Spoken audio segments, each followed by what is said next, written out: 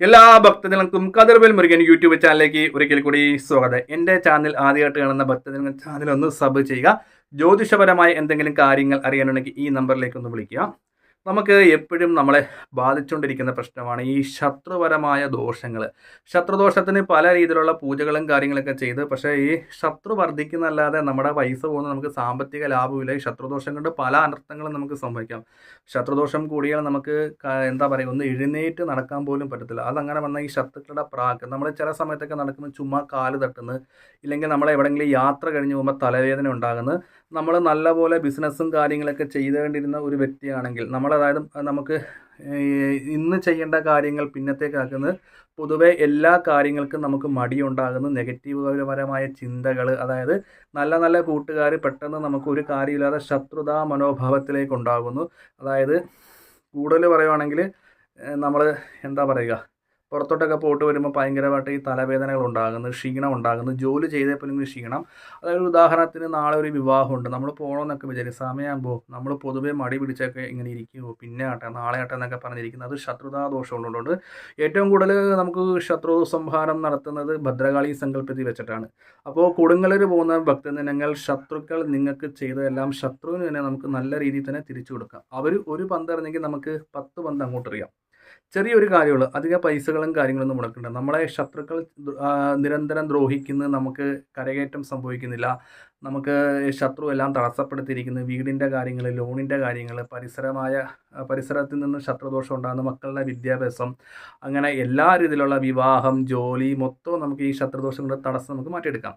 കൊടുങ്ങല്ലൂർ ഭദ്രകാളി ക്ഷേത്രത്തിൽ പോകുന്ന ഭക്തജനങ്ങൾ ഈ ഒരു കാര്യം ദേവിയുടെ നടക്കി വെച്ച് പ്രാർത്ഥിക്കാം. നമുക്ക് 3 കാര്യം നമുക്ക് ശത്രുദോഷത്തിന് വേണ്ടി ചെയ്യാം. അതായത് ഒന്നാമത്തെ കാര്യം, നമ്മുടെ വെള്ളിയുടെ ചെറിയ ശൂലം കിട്ടും. അത് നമ്മുടെ ഈ പൂജാക്കടയിലൊക്കെ പറഞ്ഞാൽ മതി. ഈ വെള്ളിയുടെ ശൂലം നമ്മുടെ നെറ്റി വെച്ചിട്ട് 3 തവണ കൊടുങ്ങല്ലൂർ ക്ഷേത്രത്തിൽ പോയിട്ട് നമ്മൾ ദേവിയുടെ നടക്കി വെക്കുക. ഈ ശൂലം എന്ന് പറയുമ്പോഴത്തേക്ക് ചെറിയ ഒരു ശൂലം കിട്ടും വെള്ളിയുടെ, അത് മേടിച്ച് നമ്മൾ നടക്കി വെച്ചാൽ മതി. ഈ നമ്മുടെ നെറ്റിയിൽ വെക്കുന്ന എന്താണെന്ന് വെച്ചാൽ നമ്മുടെ ആത്മാവ് ശരിക്കും സ്ഥിതി ചെയ്യുന്നത് നമ്മുടെ നെറ്റിയിലാണ്. അതുകൊണ്ടാണ് ഹൈന്ദവ വിശ്വാസികൾ എപ്പോഴും നമ്മുടെ ആത്മാവിന് ബലം കിട്ടാൻ വേണ്ടി ചന്ദനം തൊടുന്നത്. അപ്പം നമ്മളെ ബാധിച്ചിരിക്കുന്ന എല്ലാ ദോഷങ്ങളും കാര്യങ്ങളെല്ലാം നമ്മുടെ നെറ്റിയിലായിരിക്കും നടിക്കുന്ന ആ നെഗറ്റീവ് ദോഷങ്ങൾ മാറാൻ വേണ്ടി വെള്ളിയുടെ ശൂലം ഇല്ലെങ്കിൽ നമുക്ക് ദ്രാക്സിൻ്റെ ശൂലം മേടിക്കാം. പക്ഷേ ദ്രാസിൻ്റെ ശൂലത്തിനൊക്കെ എങ്ങനെ വന്നാലും 500 രൂപ 700 രൂപ വരും. ഇത് നമുക്ക് വെള്ളിയുടെ ശൂലം അടുത്ത കടയിലൊന്നും കിട്ടിയില്ലെങ്കിൽ നമ്മൾ സാധാരണ രീതി ചെയ്യുന്ന രക്തഹാര മാല, അതായത് ചുമന്ന കളറിലുള്ള മാല, കൊടുങ്ങല്ലൂർ ക്ഷേത്രത്തിൽ പോകുന്ന ഭക്തജനങ്ങൾ കഴിവതും ദേവസ്വം കൗണ്ടറിൽ നിന്ന് തന്നെ മാലകൾ മേടിക്കാൻ നോക്കും. പുറത്തുനിന്ന് കൊണ്ടുവന്ന മാലകളൊക്കെ അവിടെ ഇടുമെന്ന് എനിക്കറിയത്തില്ല. ചോറ്റാനിക്കര ക്ഷേത്രത്തിൽ നമ്മൾ പുറത്തുനിന്ന് മാല കൊണ്ടുപോവുകയാണെങ്കിൽ അവർ അകത്തിടത്തില്ല.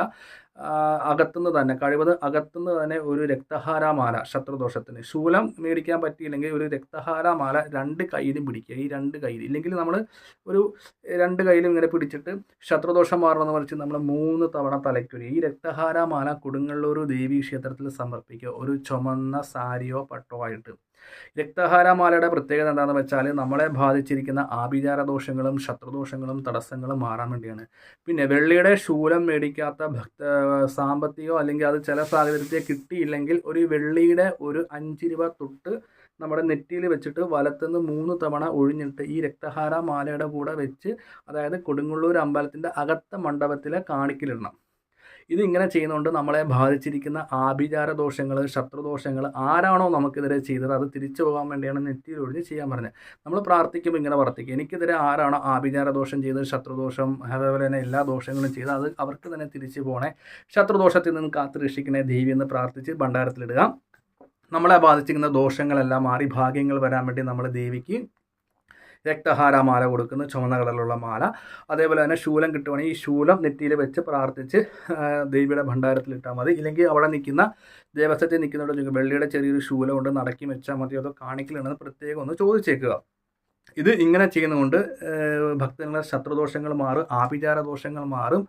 ഏത് കവളാചാരപരമായ ദോഷമാണോ നിങ്ങൾക്ക് ചെയ്തേക്കുന്നത്, നാലാവേദ ദോഷം, മന്ത്രവാദ ദോഷം, ഏത് നിങ്ങളെ നശിപ്പിക്കാൻ ശത്രുക്കൾ എന്താണോ ചെയ്തത്, അത് നമ്മൾ ഇങ്ങനെ ചെയ്ത് കഴിഞ്ഞ് കൊടുങ്ങല്ലൂർ അമ്മയുടെ ക്ഷേത്രത്തിൽ ദർശനം കഴിഞ്ഞ് വരുന്ന വഴിയിൽ തന്നെ ആ ഒരു സമയത്ത് തന്നെ നമുക്ക് അതിൻ്റെ അനുഭവങ്ങൾ കാട്ടിത്തരും. അതായത് നമ്മുടെ ശരീരത്ത് ഉണ്ടാകുന്ന ക്ഷീണങ്ങൾ മാറും, ദോഷങ്ങൾ മാറും. കൊടുങ്ങല്ലൂർ ക്ഷേത്രത്തിൽ പോകാൻ പറ്റാത്ത ഭക്തജനങ്ങൾ പടിഞ്ഞാട്ടോ വടക്കോട്ടോ ഇരിക്കുന്ന ഭദ്രകാളി ക്ഷേത്രത്തിൽ ഈ വഴിപാട് ചെയ്യുക. അതായത് പടിഞ്ഞാട്ടോ വടക്കോട്ടോ ഇരിക്കുന്ന ഭദ്രകാളി ക്ഷേത്രത്തിൽ ഈ വഴിപാട് ചെയ്യുക. കൊടുങ്ങല്ലൂർ പോകുന്ന ഭക്തജനങ്ങൾ കൊടുങ്ങല്ലൂർ ക്ഷേത്രത്തിൽ തന്നെ ചെയ്യുക. ഇപ്പോൾ ഇടുക്കി ദൂരെയുള്ള ആൾക്കാരൊക്കെ ചിലപ്പോൾ ഇത് കേട്ടാൽ പെട്ടെന്ന് നമുക്കൊന്ന് ചെയ്യാം, നമുക്ക് ദോഷമാണ്, കൊടുങ്ങല്ലൂർ ഇപ്പോൾ പോകാൻ പറ്റത്തില്ലല്ലോ. അപ്പോൾ നിങ്ങൾ ചെയ്യേണ്ടത് നിങ്ങളുടെ ദേശത്തുള്ള പടിഞ്ഞാട്ടോ വടക്കോട്ടോ ഉള്ള ഭദ്രകാളി ക്ഷേത്രത്തിൽ തന്നെ ചെയ്യുക. ദേവീക്ഷേത്രത്തിനും കുഴപ്പമില്ല, പക്ഷേ എനർജിപരമായ വ്യത്യാസമുണ്ട്. പടിഞ്ഞാട്ടിരിക്കുന്നതിനും വടക്കോട്ടിരിക്കുന്നതിനും രൗദ്രഭാവം കൂടുതലാണ്.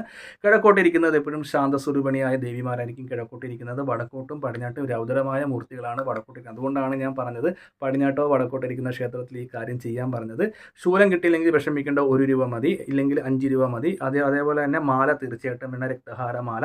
കൊടുങ്ങല്ലൂർ മാല സമർപ്പിക്കുന്നവർ ക്ഷേത്രമായി ബന്ധപ്പെട്ടതിന് ശേഷം മാത്രം മാല മേടിക്കുക. ക്ഷേത്രത്തിൽ നിന്ന് മേടിക്കുമെങ്കിൽ ക്ഷേത്രത്തിൽ നിന്ന് മേടിക്കുക. പുറത്തുനിന്ന് മേടിച്ച് അവിടെ കൊണ്ടുവന്ന് ഇട്ടില്ലെങ്കിൽ നമുക്കൊരു ബുദ്ധിമുട്ടുണ്ടാകും.